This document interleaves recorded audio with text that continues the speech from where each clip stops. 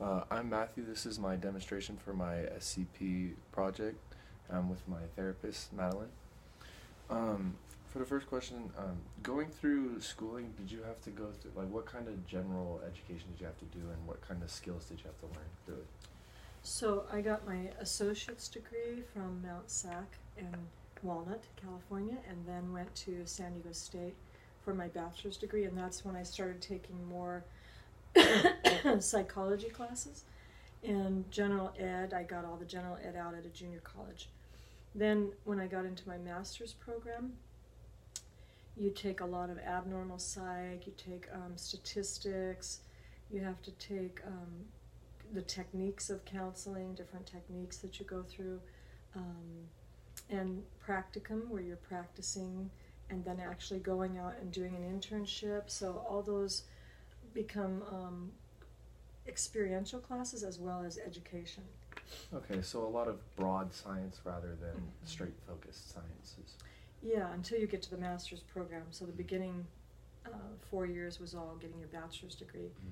And I went to the speech therapy section first and got my bachelor's in that with a minor in psychology, but I ended up really loving the psychology classes, so switched to my master's in that my master's in counseling instead of a master's in speech therapy.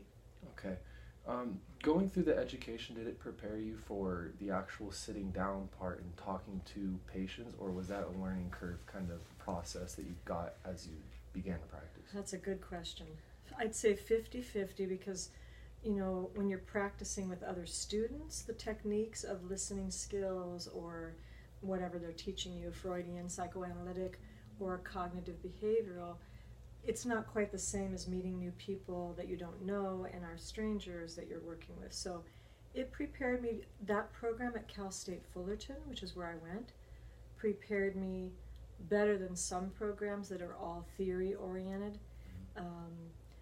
But there's nothing like beginning your practice and actually sitting with people and learning. So there is a learning curve when you actually start doing it. Yeah. Okay. Can you kind of tell me about the process of building a practice and being able to build your clientele from nothing? So when I moved to this area, it was just getting started in Murrieta. And so for me, it was a good place and a good time to do this. I met a social worker who started sending me a lot of people who couldn't afford counseling, and a doctor in the area who really was pro-counseling. And she told me, I'll get you busy really fast. And so she referred a lot of clients to me because she was really a big believer in counseling. But the hard part is you have to get on all the insurance panels.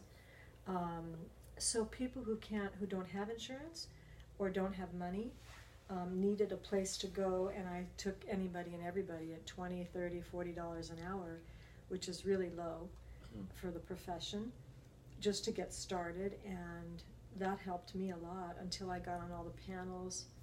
And then what happens is you get second generation referrals from people who did a good job for.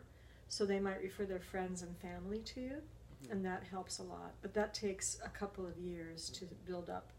Okay. So I'd say probably within 6 months I had 10 to 12 people a week, which was at the time what I wanted because I was raising kids. Okay. Later I built it back up to 25 or 30 people a week.